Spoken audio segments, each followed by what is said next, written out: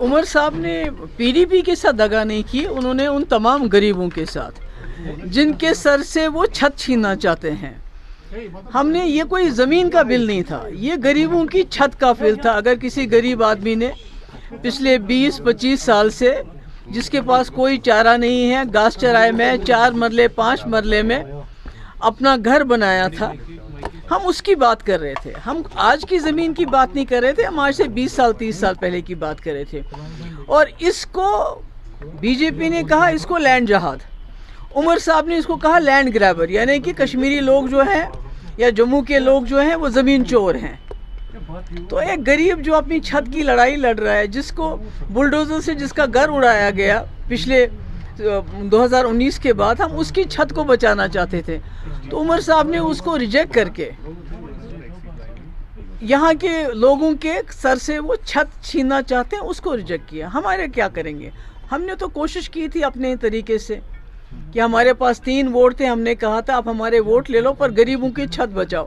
اب وہ نہیں بچانا چاہتے تو میں کیا کروں اس میں. ریگولرائزیشن آف ڈیلی ویجز کا بھی بل جو تھا وہ حالانکہ ان کے اپنی ممبر نے لایا تھا، لیکن اس حوالے سے جو ہے ان کو وڈرا کرنے کے لیے کہا. دیکھیے ہم نے بھی لایا تھا ڈیلی ویجز کا بل، کیونکہ یہ میرے وقت میں بھی یہ بل یہ آیا تھا، مسئلہ آیا تھا، اور ہم نے ان کا بایو میٹرک بھی کیا تھا، اور ہم نے ایک SRO کے تحت بھی ان کو ریگولر کرنے کی بات کہی تھی، ایک آرڈر بھی ایشو کیا تھا.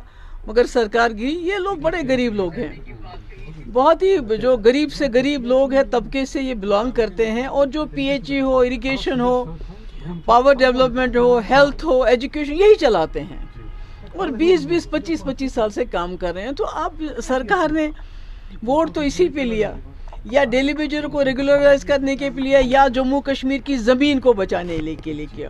عمر صاحب بار بار کہتے ہیں میرے پاس اسٹیٹ ہوڈ نہیں ہے، میں یہ نہیں کر سکتا.